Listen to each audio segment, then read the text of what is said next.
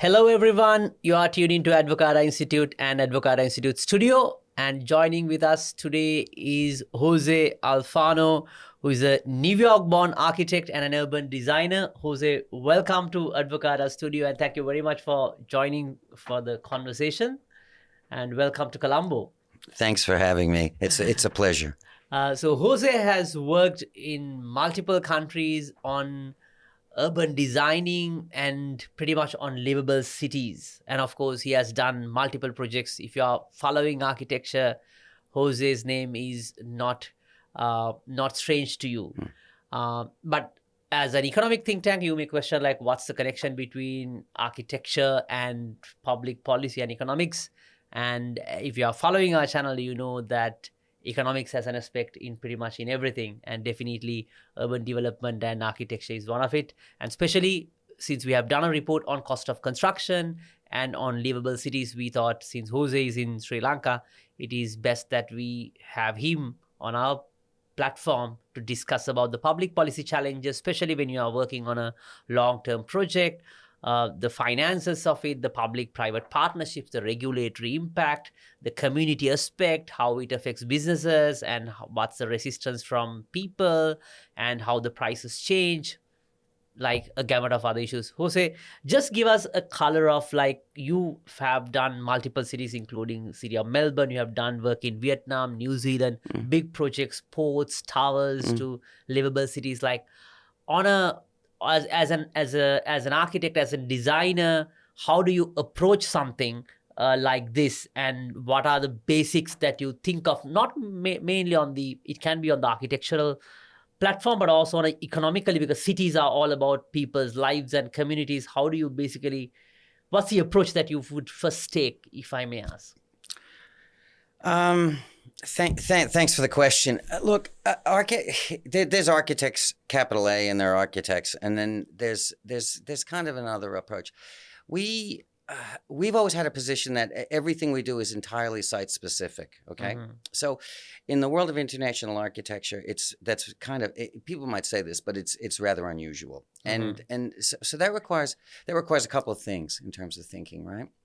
And the first thing is it requires a receptiveness to actually try and understand every single place. And as you might say, building controls and mechanisms, concrete, these things are the same everywhere, right? Yeah. They're pretty much the same. They're cut and pasted from all over the planet. And so what makes something appropriate in one place and not appropriate in another place is kind of fundamental to its overall sustainability and its importance.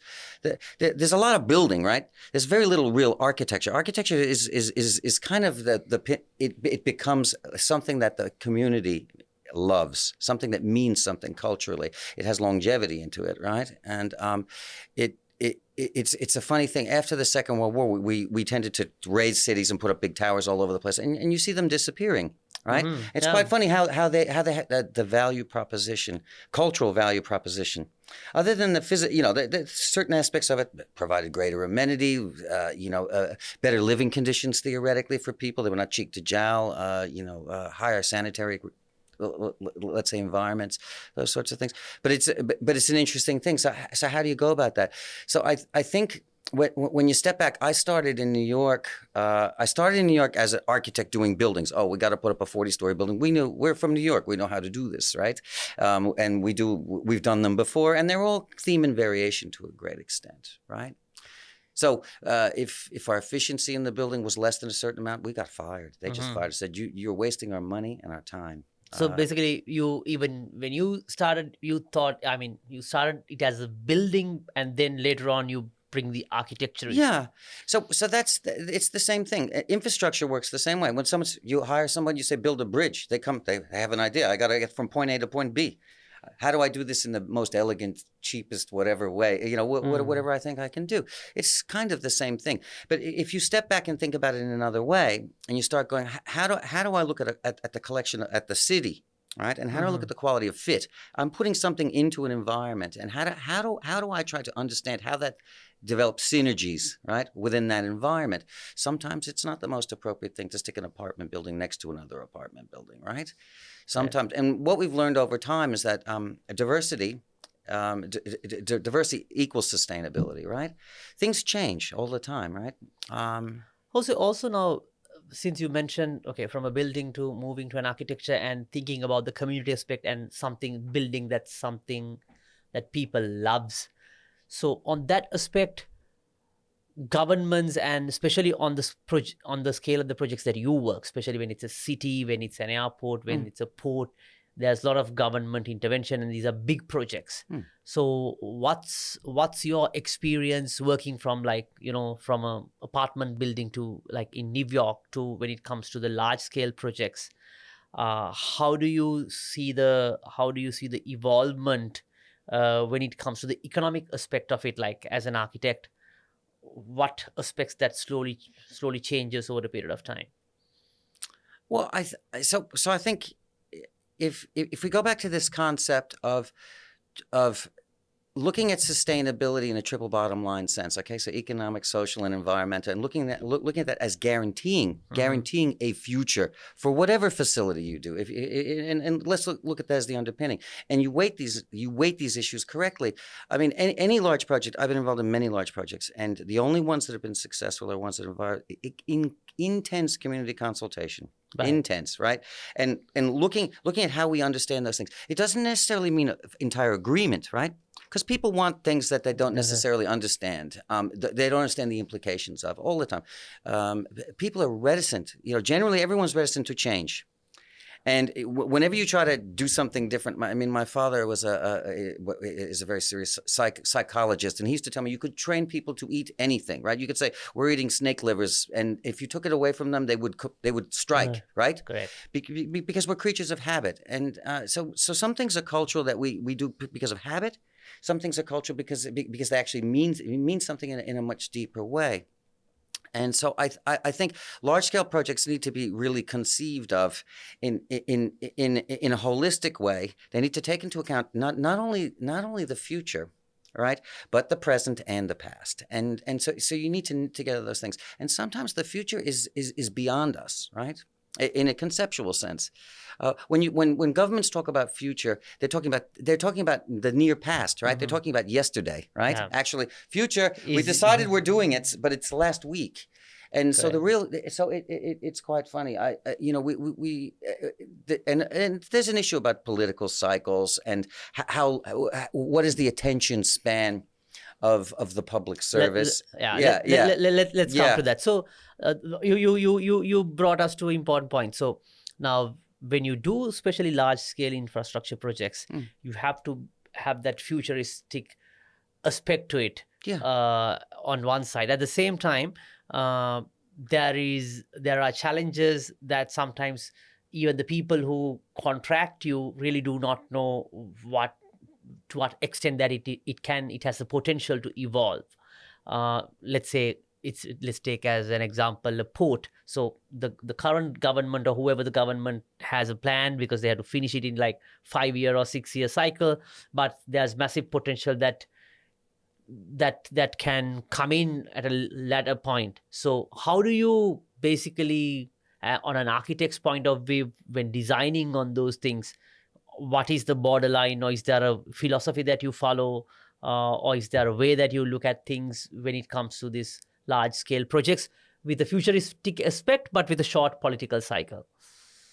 Well, I think so. To do this effectively, you have to provide a long-term vision, which everyone gets on board with, right?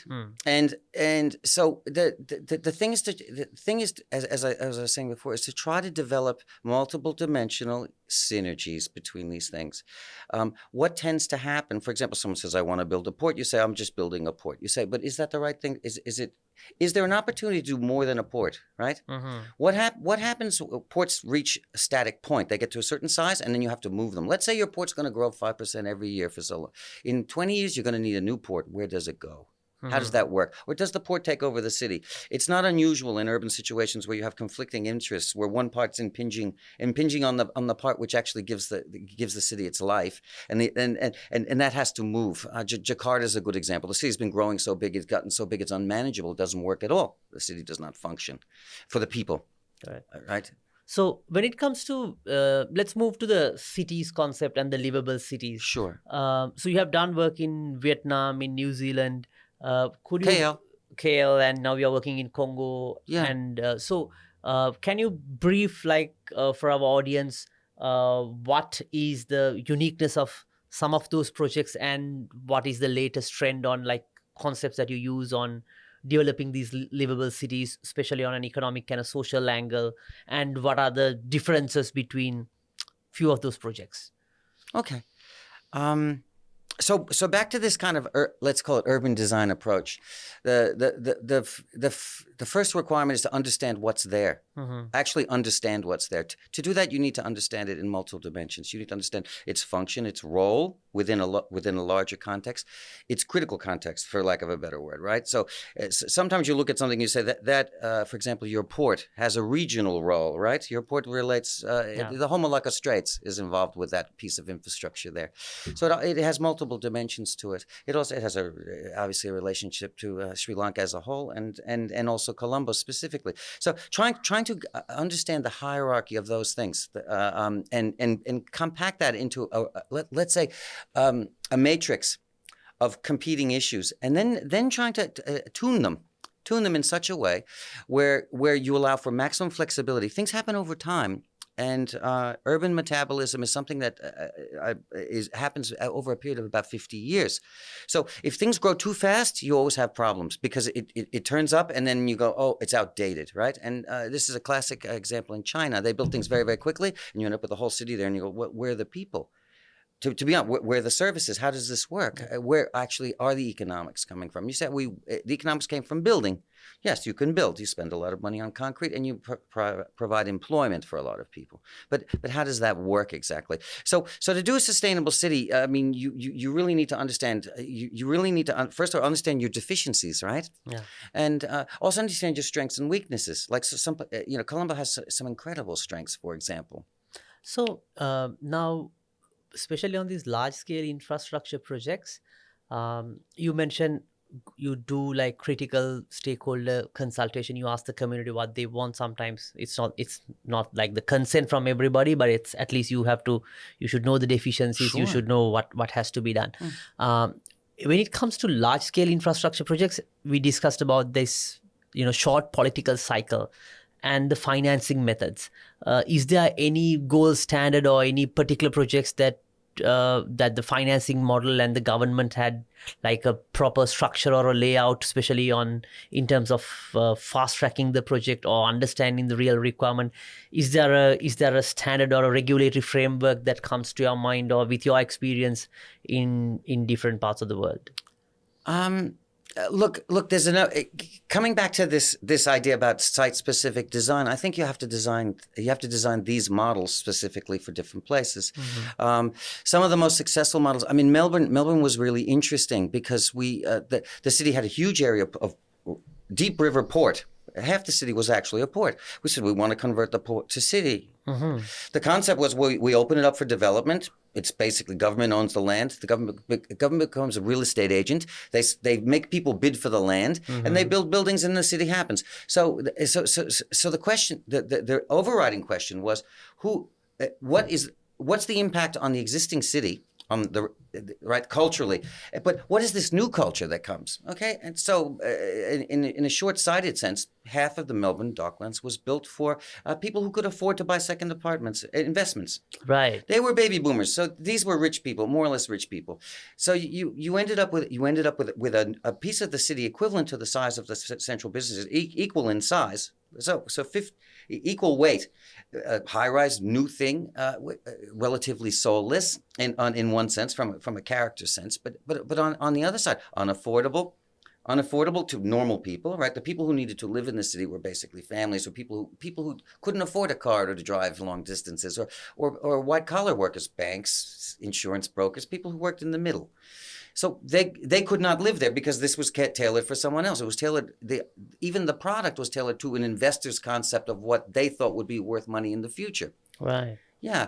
So that's an interesting deficiency of this real estate version model, right? And like in Sri Lanka's context, like we have the recent development is that port city where we have some zoning, where where the marina is, where the apartments are, where the business city is, but but this part of the world really hardly uses sometimes the zoning. You have like the industrial zones, but your city is not planned in a way that brings the efficiency together, because you have quite congestive public transport system. It's not interconnected, and it hasn't really sometimes identified the need of the people. So, and at the same time, you don't get like a blank canvas to develop cities, as you said. Like, you already have a city and you have to develop it, on top of it, and slowly, bring it to a way that all the synergies comes together.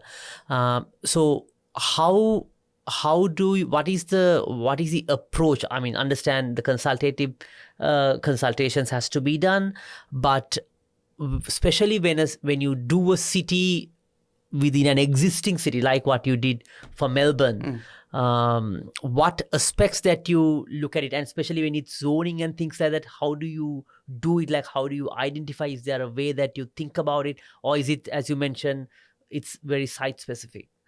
Well, no, on a systemic level for a large city, basically, it's quite interesting.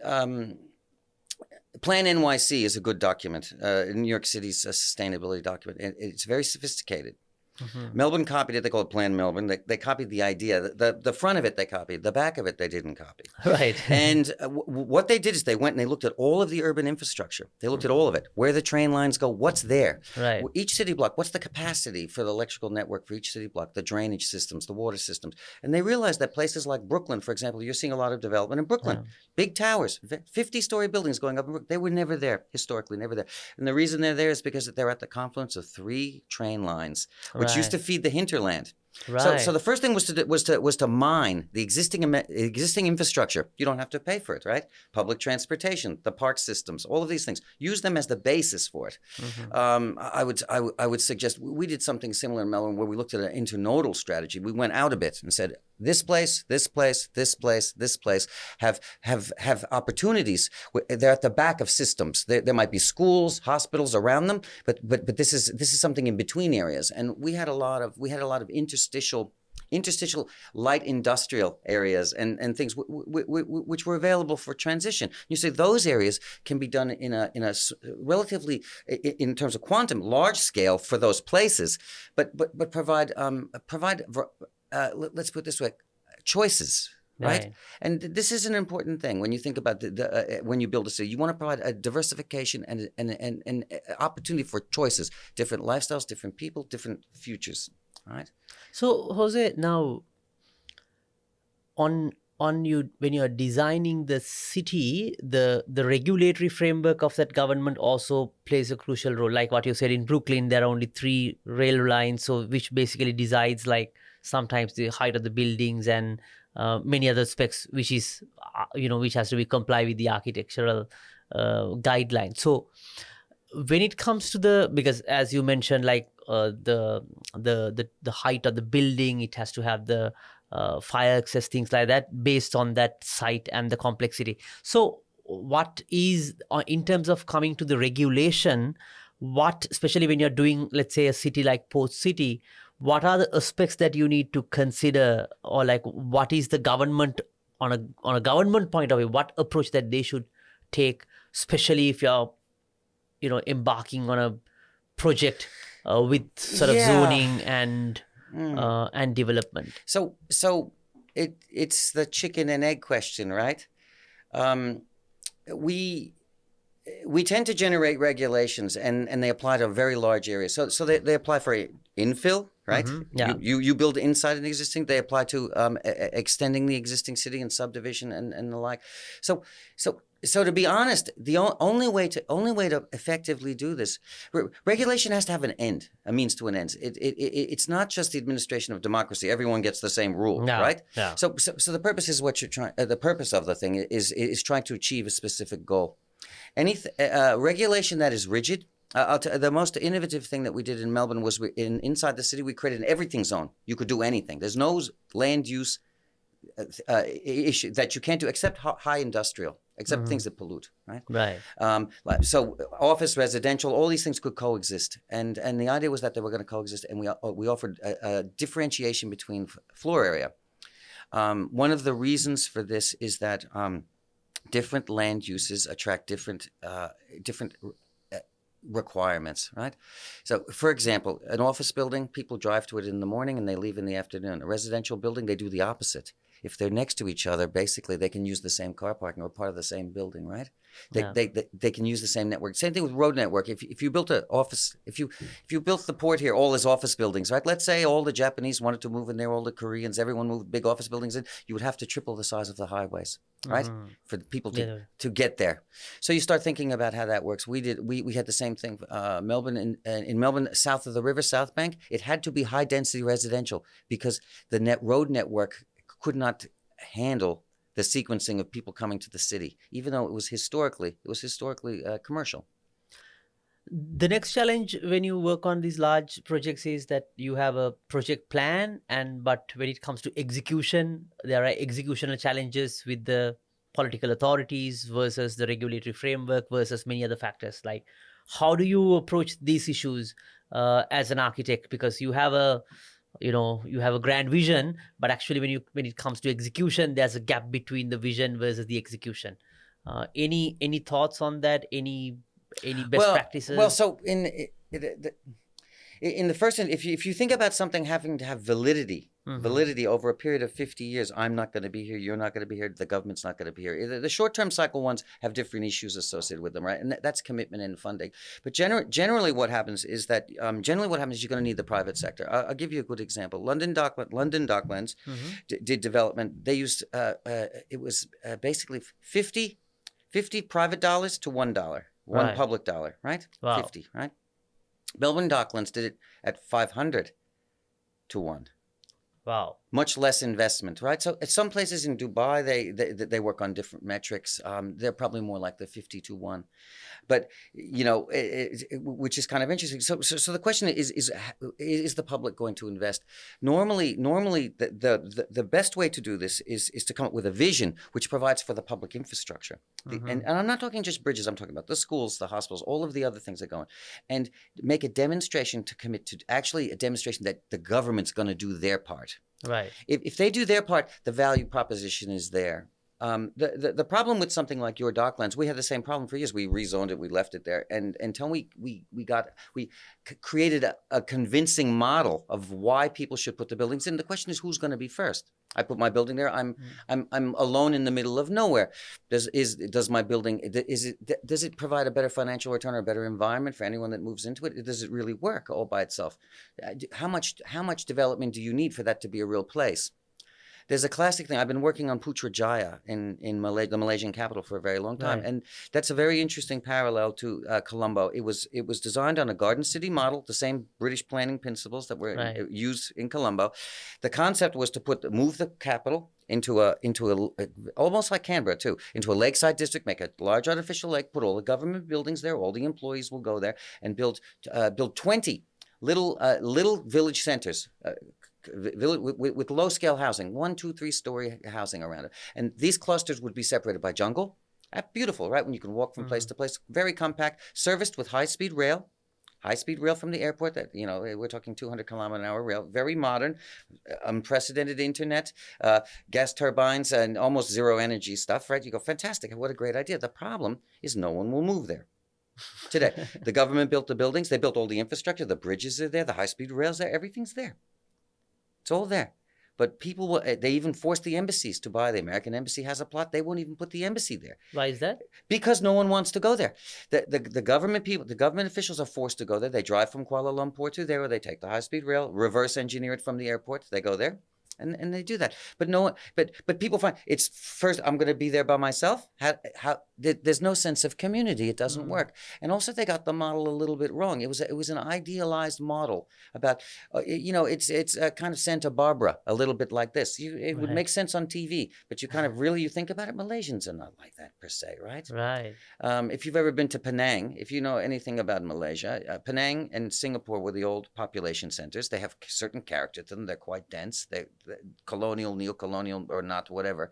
But they're quite specific, and they're quite dense, and the streets are quite small. They're quite intimate. This big, huge, expansive kind of large boulevards in the middle of nowhere are very tricky. I'm just trying to understand. So you mean Malaysians didn't move there because it lost that community aspect, which was one of the main characteristics of the Malaysian community? Yeah. Okay. Well, it's alien. Let's put it, it's alien. So It's alien. if I'm a government employee, they can force me to work there, right? But force me to buy a house there, I don't know. I don't know, right? And KL's nice. I mean, Kuala Lumpur itself, it's a very nice city. The old established suburbs have great vegetation. They're beautiful. They're cool temperature-wise. Why would you want to be out in the middle of, in basically kind of in the middle of nowhere? So that's an interesting thing. The same thing happened with Canberra's a good example too. You look at instances. Canberra's the same exact problem. The reason I've been working on Putrajaya is because of this Canberra issue. We spent a lot of time on Canberra. Canberra was a ghost town. The government officials would come. They would sit for Parliament. They would leave. There would be the restaurants would close. Everything would close, and we spent a couple of years. There's a couple of sites there in New Acton. We spent a couple of years working on how do we densify and do mixed use buildings. We did a new building which is hotel, Department of Energy, and an apartment building in one building. You think Department of Energy is going to be on its own, right? But this is one actual physical building, and it's dense. And Canberra was controlled. They said Garden City model, same model. Nothing should be taller than the trees. Conceptually, there was an aesthetic idea, but inappropriate in the sense where there's no place to go. Like you have to drive everywhere, and walking becomes impossible. Even bike riding's kind of onerous. It's too far, and you have to drive, and your bike ride on effectively highways. It's more like an airport. Interesting. Thanks for sharing that Malaysian case study. Also, now when it comes to construct, I mean, any scale of construction, infrastructure, architecture, the cost of construction is one of the key issues. In countries like Sri Lanka, it says it's about, our research report says it's significantly higher compared to the region. Have you seen any best practices around the world to keep the cost of construction low, and any other techniques additionally on an architectural point of view, rather than improving the efficiency, productivity of the designing to bring the cost down? When it comes to material, when it comes to other sorts of engineering, any best practices that you would like to recommend to bring the cost of construction down? Yeah, so there's a number of interrelationships. So when you talk about construction, so the primary headline issue everywhere is affordable housing, right? So it's not construction; it's affordable housing. Okay, and so we go, how do we have intergenerational capacity for people to actually be able to live, have families, grow, expand, invest also? Like this is, for most, in Australia, a house is the primary investment vehicle, right? For everyone's future. They retire on that. They sell their house when they retire, and then they move into something else. So it's wealth creation, right? It's actually it's the fundamental of civil society to a certain degree.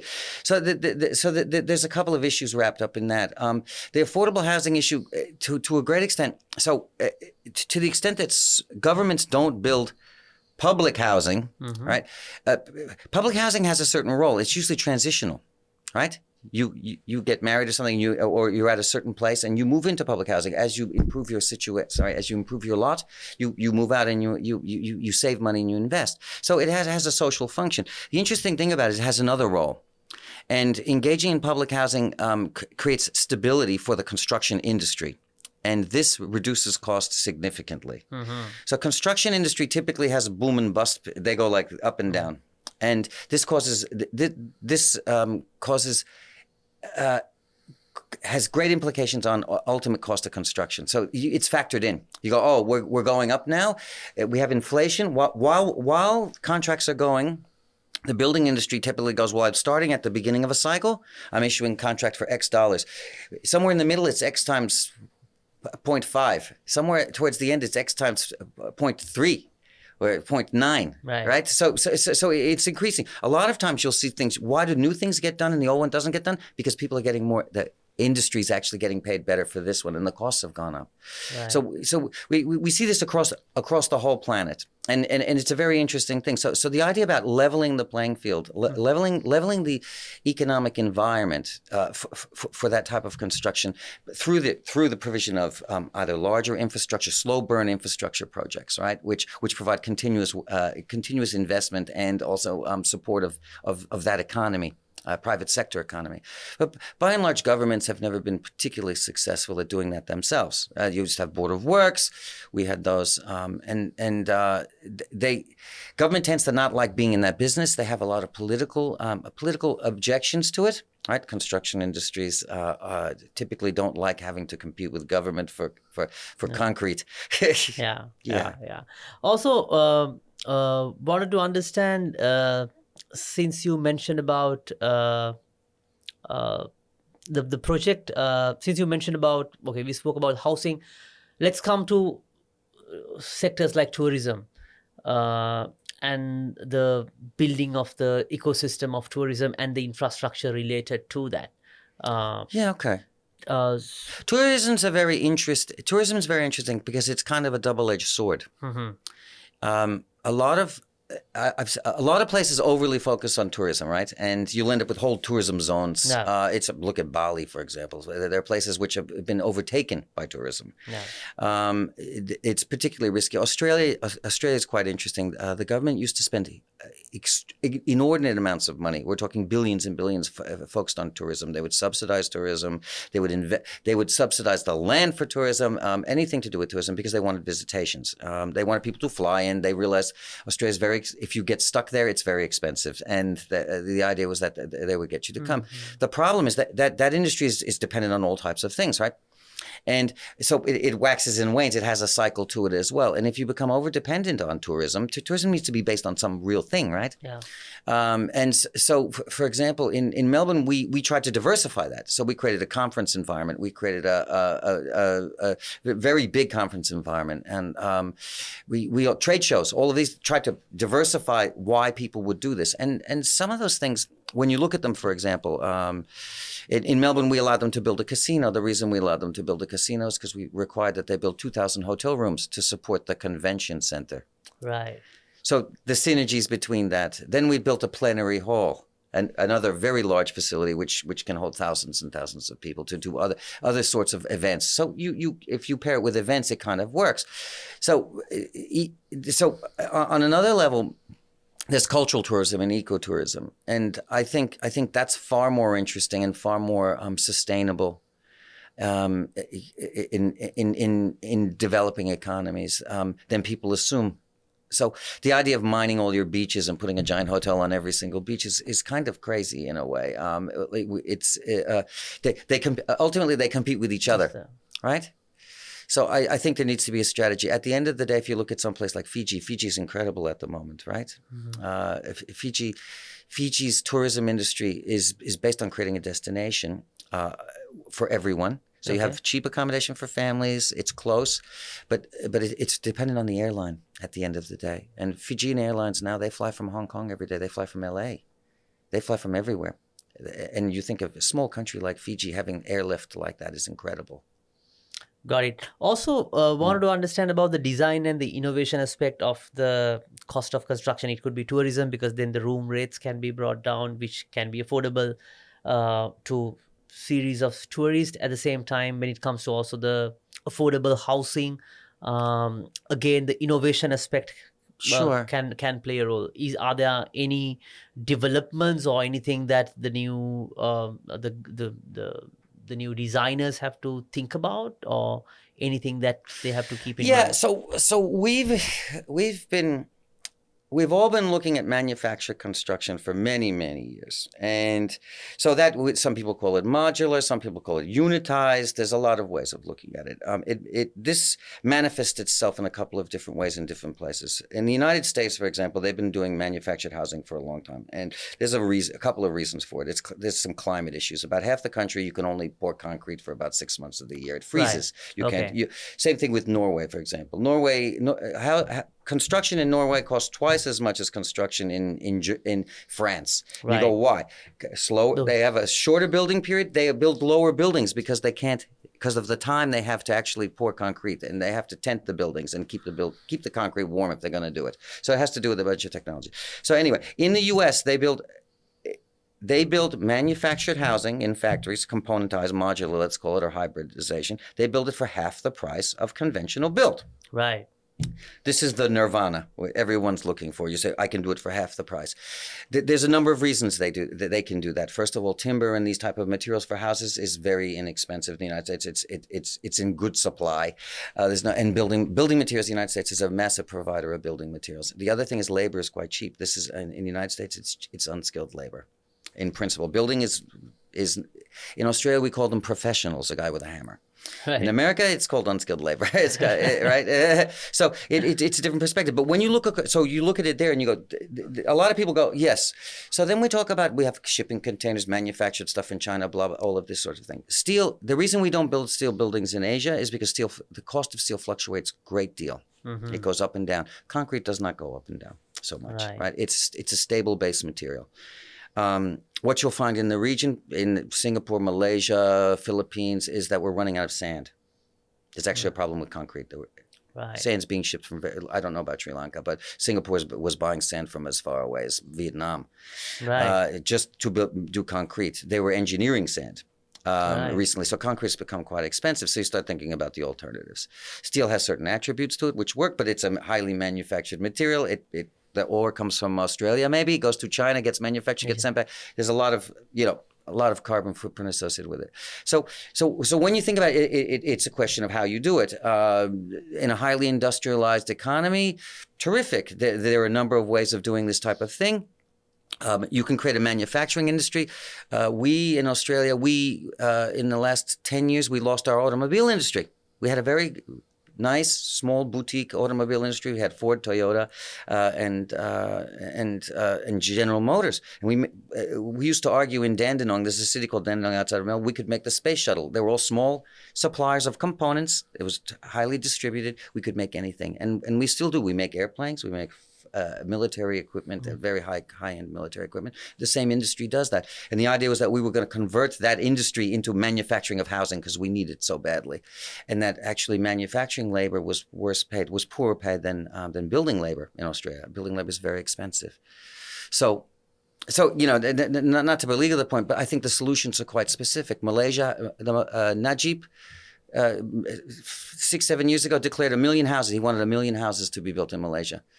The Malaysian government came to us and said, we can't build 100,000 houses with a guarantee, even the government, how do we do it?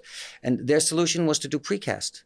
Precast concrete. Okay. And you build a whole house with 4 panels, 6 panels.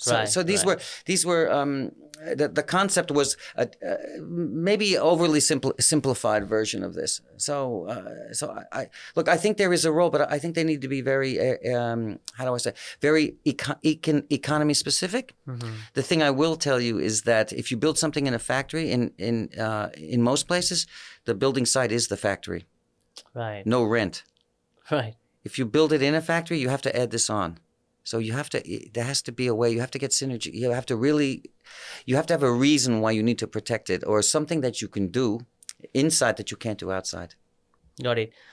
Coming back to the sustainable city concept. Can you explain how this concept of sustainable building or the sustainable construction, sustainable cities evolved over a period of time, and with your experience, which direction this trend is moving? What aspects that people are looking at? Because you in the pre-conversation you mentioned that even the habits of people are changing. Like earlier, house or a construction being considered as an activity of wealth creation, but probably the Gen Zs are not very interested about it, and their lifestyles are different. So even the concept of sustainability has to evolve with the needs of the people. So how do you see construction and the sustainability going with those generational changes? Yeah. So sustainability. So back to the triple bottom line sustainability sort of model, and you need to look at the evolution of the city as in a sustainability sense as trying to avoid the things that you do that you have to do again. Look at it Right. this way. Mhm. So typically what used to happen is the government would come and say, oh, we build a highway, we put a lot of houses, right? For example, we build a highway, we put a lot of houses, we build the armature, we put a lot of houses, we collect the tax back from the house, it pays for the highway. It makes sense, right? And it's a minor investment. It's an improvement to sell land one way or the other, and collect rates. We get tax, we get all the other things that go along with it. And so we're financing a long-term model. So the issue with that is what happens when this becomes dysfunctional, right? Mm-hmm. Who or devalues itself, right? And that's an interesting that's an interesting proposition. I think I might have talked to you about the evolution, this and standard metabolism of cities. Almost all cities started out as quite compact things, and they had a functional reason for them. They had industrial stuff on the outside. Yeah. There's pressure to grow out. The city, residential wants to get bigger. The city gets bigger and bigger, so it grows, and it sort of consumes itself. Then it starts acting from the perimeter. And it kills the center, and then we go back to revitalize the center, and this ebb and flow is an interesting thing. The problem is that usually it's done in an unintegrated way. So it's like I build a building, I provide an extension lead to the building, I provide a substation that does the building. When I put a second building, I have to take that out, and I have to put in two substations. I have to upgrade the system. The question is whether there's flexibility in the infrastructure system, and at the end of the day, the primary sustainability. Buildings are fine, right? Double glazed windows and stuff. This is insignificant compared to the infrastructure, the carbon footprint of the system, right? So if you want to build a sustainable environment, you have to start with the energy provision, the water provision, the productivity and the movement of people, right? How they get to work, how they get back from work. This idea of sort of 20-minute, 15-minute cities is integral to the idea about trying to actually not waste a lot of time or energy or carbon footprint in transportation, whether we build those. Sometimes you don't need to build those things. Public transportation is a wonderful thing too. A lot of cities, they go, we need trains. Oh, everyone wants trains. Brazil, Rio de Janeiro did BRT systems. I rolled one out in Putrajaya, localized BRT, which is a bus rapid transit. Yeah. Bus gets its own lane, has stations, very cheap. Buses are not expensive, but they have priority. They're not fighting with traffic. So they operate in the same way as a train, in the sense that they're not conflicted with the grid and lights and all that sort of stuff. Thanks, Jose.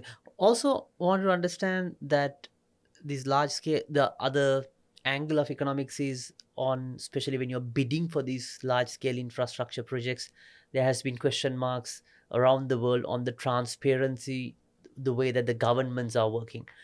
I just wanted to ask you, since you have worked in around the world, especially on awarding the contracts, on bidding processes, because as architects you put a lot of effort even onto the bidding process with the little that I know. Sure. And if something irregular happens, it affects everyone else's businesses and your time commitment and the resources that you put in. So is there a way that you recommend, or is there a gold standard again that this has happened in a way to ensure transparency, understanding the requirement, making that bidding process more transparent, efficient? Are there any examples that you would like to share with your work experience? Yes. Look, we can, aside from blatant corruption, right, and nepotism, and sometimes they call them cultural paradigms. I think, to be honest, that a lot of governments, what they do is they don't conceive of these things very well. Okay, they come. We need to build a bridge. What we'll do, we'll go to a lot of people and see who's going to provide the cheapest bridge. Right. And what'll happen is you'll ask for an integrated proposal. And it used to be the Koreans would, Samsung will turn up and say, we build bridges. Hyundai, China Rail, they turn. Right, we'll do the whole thing, turnkey. You just pay us a residual fee, and we do it that way. This form of public-private partnership is problematic. Okay, it's problematic for a number of reasons, and we do them. We've been doing them in Australia too. We pioneered public-private partnerships. The UK, I think, got them from us, and the idea was that we didn't have recurrent spending. Government goes, wait, I can lease the office building. I can lease the office building for the new government department, but we need the road and we need the bridge. How do we do that? So what we'll do is we'll give it out to a consortia and we'll say, look, there's some land here, the road and the bridge you can put a toll on, right? You can put a toll on part of the road and you can collect money for that, and we can and we can build it, and it'll all work out, and all we have to do is pay rent. Right. So what happens is governments are very adverse to debt. Treasury departments are always adverse to debt, and it's a complicated thing. How you get so back to transparency. Transparency is first of all. I think it's quite simple to go through that, and I think that any good Treasury department would have sort of their own, let's say, protocols in terms of biddings. These things would be available for freedom of information. It would be entirely transparent. It would be very obvious. It doesn't need to be complicated, so they don't need to be necessarily internal bids. I think as long as you can describe what you're doing exactly, and everyone's competing for the same exact thing, not other alternatives, then it should be okay. The real question is how to finance these things. Governments all struggle on financing them, and they're always looking for other like I said, other ways. Public-private partnerships. We exchange something for something else. Maybe there's some political influence to be carried on a different level, something strategic that can be given away or sold or leveraged. On that question now, for a minister or a government or a department, when they contract it out, probably, as you said, they may not have the long-term idea. Like they will say the only thing that they know is that you need to have a bridge, but it's only someone like you or an expert can think of, okay, when you do the bridge, there'll be repercussions on this, and then you have to think of the community aspect and all sorts of things. But to understand that, probably a minister who is like elected by the public may not have the gravitas and the depth of it. So is there a way, like, how do you approach in that sense, even in a government department? So what are the best models? Like, is that means like the minister or the treasury, that department first get a consultation on like understanding, okay, we need to do this bridge, but what are the other architectural, like the public infrastructure that is required, and then you go for a tender process or a bidding process? Or you just give the requirement and you specify like the architects to think about it and bid for the overall concept? Or does it differ from case by case? What, as an expert, what? So this comes down to risk and also your capacity. Yeah. Right. And look at the end of the best historically over the last, let's say, 100 years, big infrastructure projects. The best ones were done by the public issuing bonds. The best ones were always done by the public creating a financial vehicle where people could invest in that. Even the private sector invests in that. Right. And you create infrastructure bonds and you run it this way. Right. And basically the finance is separated from the construction. Right. You separate the two things, so there's not an opportunity to actually use Could one. you elaborate a bit more on what do you mean by that bond? Like, so basically you float a bond and the public invest on it, and then you basically do that infrastructure based on it, and then you charge a fee. And how does it work? Can you explain a bit? So look, there's a couple of examples. So one example at city scale is Solidaire in Beirut. Right. So Beirut was Beirut was war torn for many years. It was subject to a very complicated situation where, as a very ancient city, the center of the city was basically common ground, and around the city were all different ethnic groups. Every single ethnic group you could possibly imagine. And they fought over the middle of it. There was no way to finance that. And effectively what they did is they consolidated all the land. They consolidated it into one project. They came with a model where everyone shared proportional to what they owned, instead of competing with each other, saying, well, I get a bigger building and then you get nothing. And then they floated on the London Stock Exchange, and they generated enough capital to generate the project, actually start building the project. They did it in such a way where they catalyzed the project. So they built the port again, they built the key elements, then the stuff in between the private sector can do on its own. It's catalyzed to the extent where it'll take its own natural form. Robert Moses did it in New York City. The bridges and tunnels were all built by private money, all of them. Right. And so they established an authority which issued bonds. They used the tolls to actually underwrite the interest on the bonds, and it was put on Wall Street. And the interesting thing about that, once one bond was offered as a public offering, the project had to go ahead, right? It had a life of its own, and it couldn't be politically fiddled because it was owned by the general public. Right. So quite an interesting model. So do you do you tend to say that rather than the public-private partnerships, this bond is a feasible model because of less political intervention? Well, And and so the conversation started with political influence and the idea of derailing these things. Of course, once the finance is separated. from the project. Like if it's a public company, it's publicly auditable. It's transparent. It's public but private, let's say, right? So this is it also generates tax revenue. It generates all of the things that you want a large company to do. So that's there. This is kind of the way China Rail and the other companies work. They make a semi-public private company and they go out and they lend money to people. So you're just lending it to yourself. Got it. Yeah. Also wanted to, we are at the final stages of our conversation. Also wanted to understand if you were to provide, since you have also worked in Sri Lanka in some of the peer review projects, what advice that you would like to share, especially some policymakers are watching this. So what advice with your experience, how to structure it, anything that we could have done better or with the new trends? Because we have also, as you are aware, we have done multiple infrastructure projects. Some were not successful, some are successful, some we are trying to make it successful.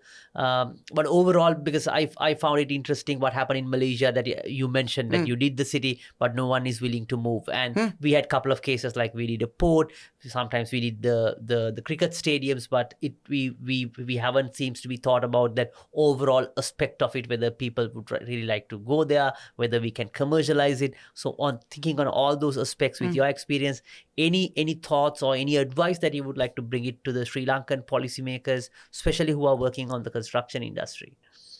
Yeah, I think it's probably time. So form follows function, right? And if people behave in a certain way, it's coming from somewhere, right? So what you're seeing is a symptom rather than a cause. So the question is, what's the cause? And maybe the cause is lack of confidence, in a certain sense, in the vision. Okay. Right?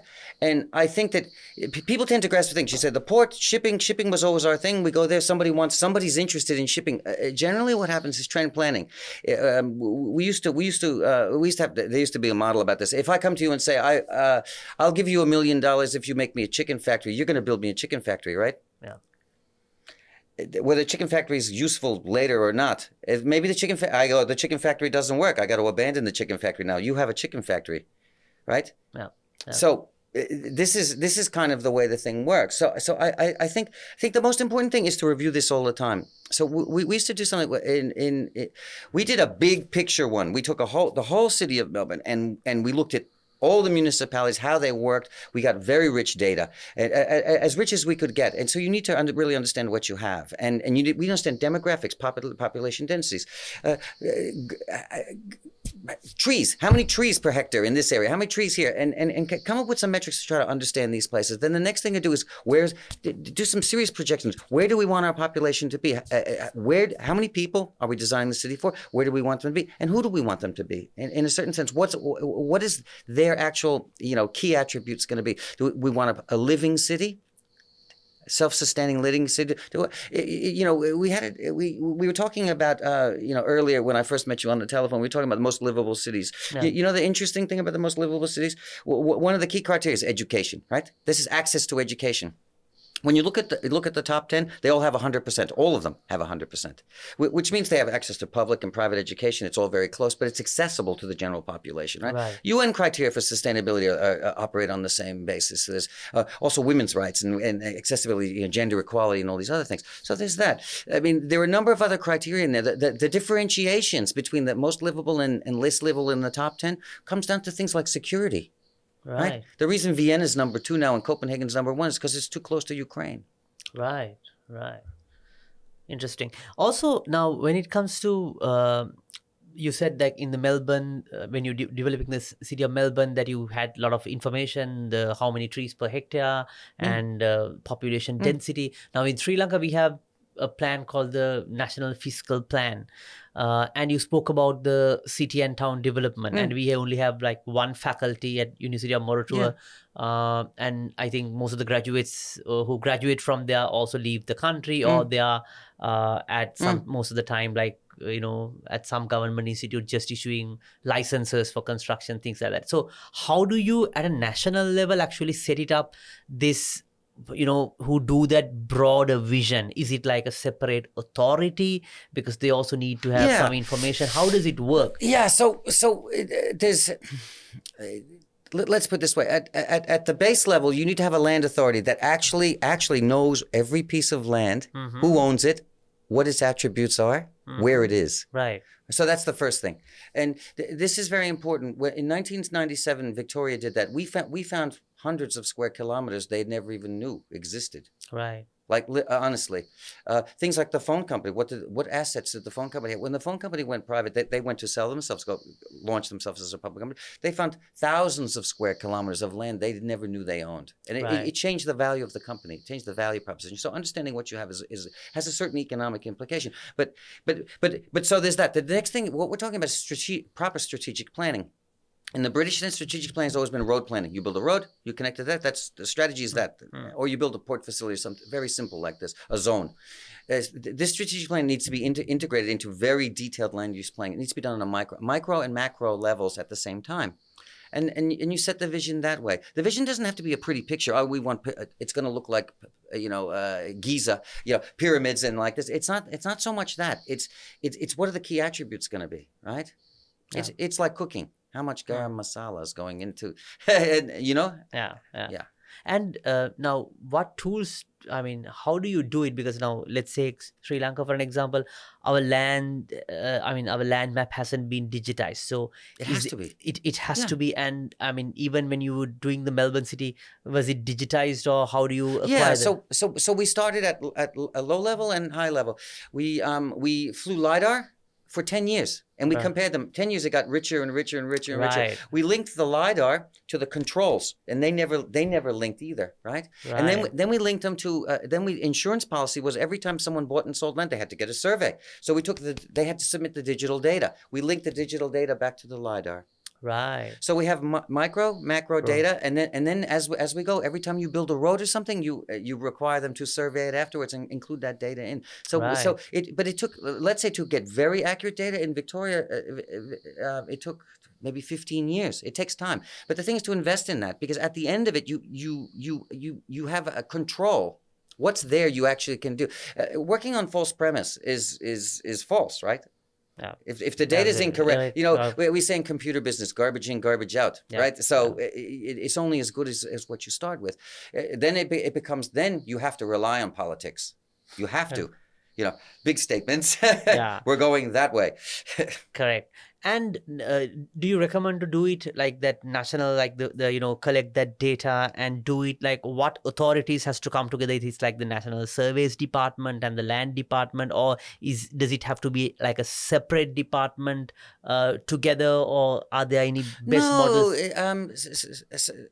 Somewhere, but the net beneficiary is the tax department, right? Yeah, always, absolutely, right? Always, in all cases. So the land data, land ownership, and land data has to be a separate thing, and that should also include all natural resources. Remember, you want to include this as well. There's also tidal things, so there's a little bit of a jurisdiction to be done. But Sri Lanka's not that large. I mean, in the scheme of things, I think it should be achievable. You certainly have the intellectual capacity to do this. I met some of the smartest people I've ever met in my life in this country. So, and there's things like flood mitigation and things like this. Climate change has some very serious implications. Some places will turn to deserts while we're still alive, and we won't know why, and we also won't be expecting it, right? Yeah. Also wanted to touch upon the climate change and also the smart cities concept. So with the climate change challenges, especially we being an island and with the rising sea levels, it will affect the weather patterns so as the coastal area. What thoughts do you have in terms of city development, city architecture? What aspects that we have to cautious, or any mitigation strategies that is going around the world in your area? Yeah, so so the first thing is so. The first thing is not to move closer to the water and start building into it, without having a clear strategy. New York City after Hurricane Sandy had to build a berm around the whole island. There's a thing called the dry line. We have the high line, the dry line. They basically put 3.5 meters worth of dirt around the whole island. Right. We lost all the power stations, primary infrastructure, sewer systems were all flooded. We had power stations located along the river. Historically, it was serviced by boat with fuel. Right. And there were microgrid power stations everywhere. All of this was destroyed. And same thing happened in Brooklyn. We actually ended up putting big parks and raising the land levels. This is a mitigation strategy. You, because of your little river systems and stuff like this, have it from both sides. You have it from behind you and in front of you. Mm-hmm. So the question is how you do that. Vietnam's quite interesting. If you've been to Hanoi or any of these cities, they have those big lakes. They're not lakes. They're retarding basins. They're flooding retarding basins is what they are historically. And they have problems. And those cities flood all the time. KL floods all the time. So this is something you have to get prepared for. So downstream, you have a very sophisticated system of channels and canals, channels and water system, probably the most sophisticated ever built by ancient peoples in Sri Lanka. I've seen it in Kandy. And it's an amazing thing. So and that's what has allowed the whole country to work. So someone needs to have a little bit of a think how you could continue to make that system viable. Thank you very much, Jose, for joining us and sharing your wisdom with us on this construction and also on the public infrastructure. So thank you very much for joining Advocata Studio. And thank you very much for our viewers who are watching us. Yes. And please make sure that you subscribe Advocata Institute. And also we are available on Advocata Plus in Sinhala and also on Advocata Kural in Tamil. And as you know, we are available on all social media platforms, Instagram, LinkedIn, TikTok, Facebook, you name it, we are available and you can access our content. We'll see you with another episode next week.